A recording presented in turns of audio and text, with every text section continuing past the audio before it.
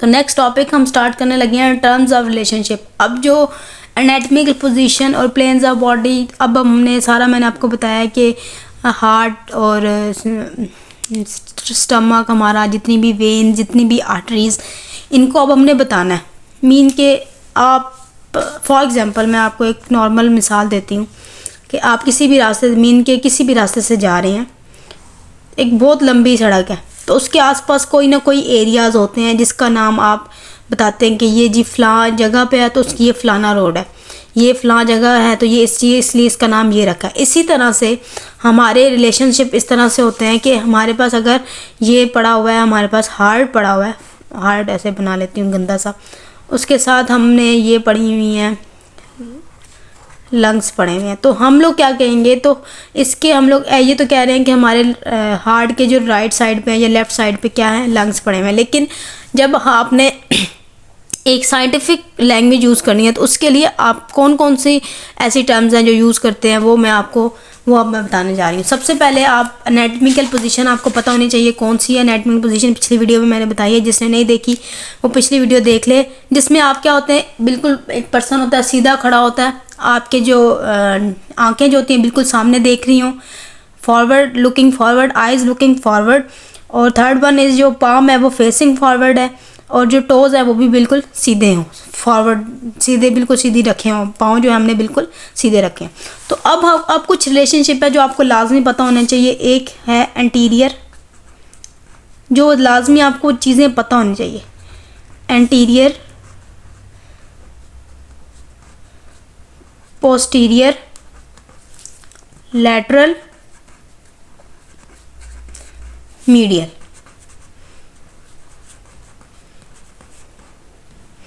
बाकी जो है वो कुछ ना कुछ बेहतर हो जाती हैं अगर आपको ये चीज़ें पता हों कि ये जो चीज़ है ये एंटीरियरली पड़ी हुई है, ये चीज़ पोस्टीरियरली पड़ी हुई है, ये लेटरल पड़ी हुई है, ये मीडियल पड़ी हुई है, तो इससे आप हो सकता है। फॉर एग्जांपल यहाँ पे एक वेन है, साथ ही एक आर्टरी है, और साथ ही आपके यहाँ पे क्या है, एक नर्व जा रही है।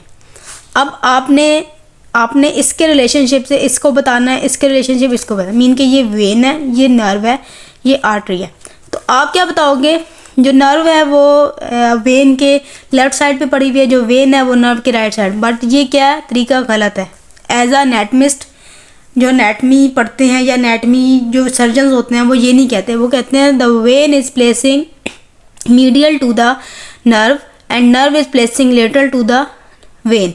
और अगर आर्टरी के साथ कंपैरिजन करें तो आप आर्टरी और नर्व को कंपेयर करें तो artery is placing lateral to the nerve. तो ये जो है ये, उसके बाद अगर ऐसे ही हो कि ये आर्टरी है और इसके ऊपर से ये वेन जा रही है या ये कोई मसल जा रहा है, तो आप क्या कहेंगे, पीछे क्या है हमारे पास, पीछे हमारे पास है आर्टरी और ये हमारे पास फॉर एग्जांपल मसल है।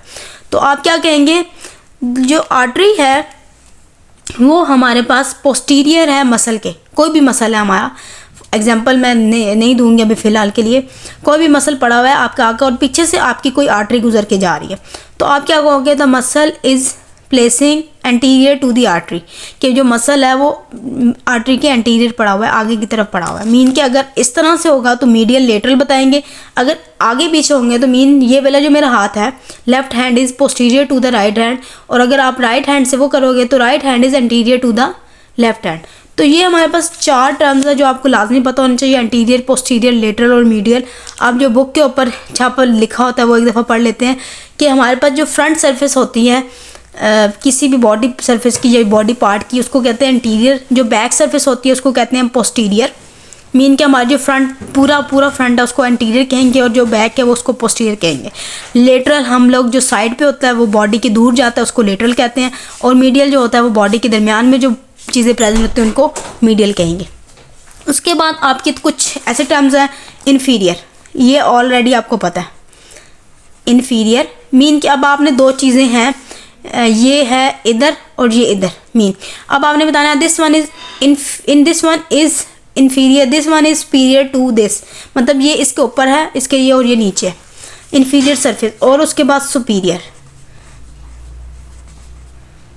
ठीक है, ये है anterior, posterior, lateral, medial, inferior and superior. उसके बाद क्रेनियल एंड क्वाड्रल आ जाता है। क्रेनियल मीन की जो हेड के पास होगा उसको क्रेनियल कहेंगे, और कॉर्डल जो होगा वो टेल के पास होगा उसको कॉर्डल कहेंगे। ठीक है, उसके बाद आपके पास क्रेनियल कॉर्डल भी हो गया, क्रेनियल और सी से कॉर्डल।